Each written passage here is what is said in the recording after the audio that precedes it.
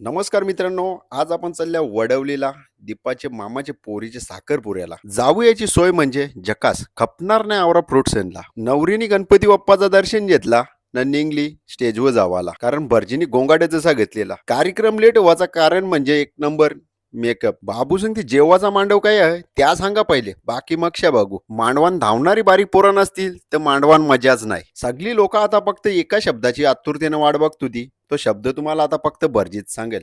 मक्षा नीट आहे का. नवरा यांगल त्यांगल बघते बुटा लपू कया, कारण या बारीक बारीक करवल्या त्यावर टपलेल्या होत्या. नवऱ्याने सगळ्यांना नमस्कार केला आणि सांगला मला संकटाला सामोरं जावाची ताकद द्या. नवऱ्याने टोपी घेतली.